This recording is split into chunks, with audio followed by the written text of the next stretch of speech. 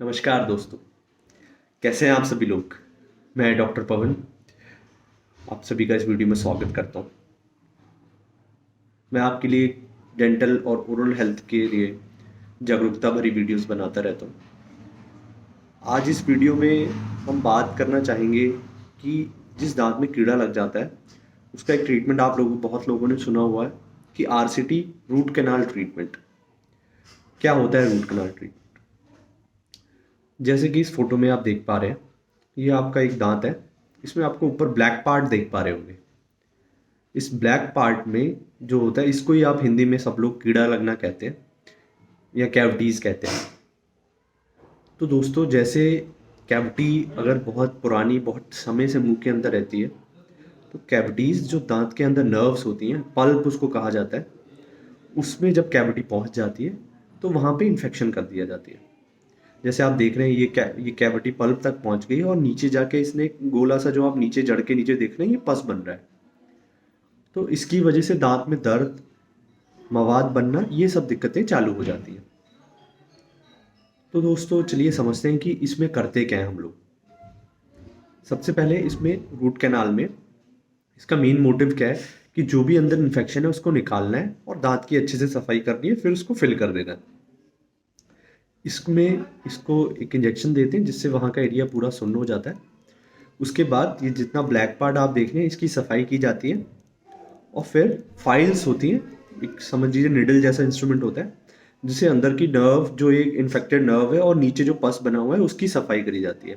इसमें कुछ दवाइयों का इस्तेमाल होता है और कुछ इंस्ट्रूमेंट्स का इस्तेमाल होता है जिससे दांत बिल्कुल अंदर से जो इन्फेक्शन फ्री हो जाता है।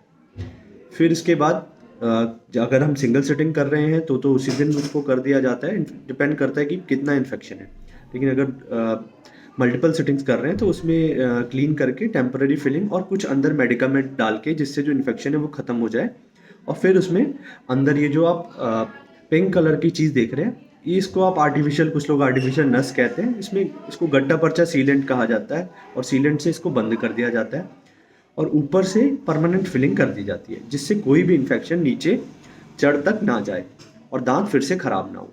इससे हम आपके दांत को बचा सकते हैं। जो दांत में इन्फेक्शन है, दांत में दर्द है, उसको ख़त्म किया जा सकता है। इससे आपको दांत उखड़वाने की ज़रूरत नहीं पड़ती है और आपका natural tooth as it is आपके मुंह में रहता है। इसके यही बेनिफिट्स हैं। सबसे पहला बेनिफिट तो ये है कि आपको दांत उखड़वाना नहीं पड़ता है, आपका दांत बिल्कुल सही हो जाता है। फिर उसके बाद इसमें अब कैप लगवाने की अगर आवश्यकता पड़ती है तो कैप लगा दी जाती है। ये एक बेस्ट तरीका है जिससे आपके दांत को सुरक्षित किया जा सकता है, बचाया जा सकता है। आपको दांत उखड़वाने से इसको आप बच सकते हैं।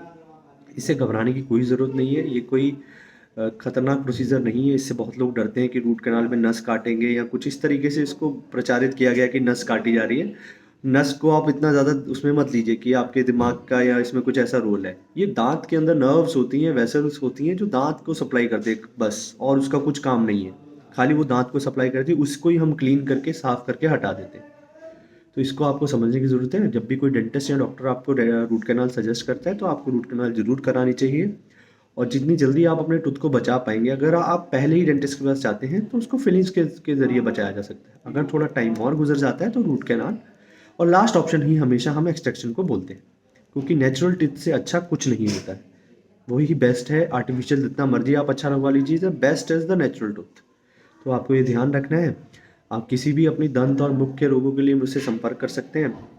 मेरा नंबर है 8218578565। नमस्कार दोस्तों, धन्यवाद।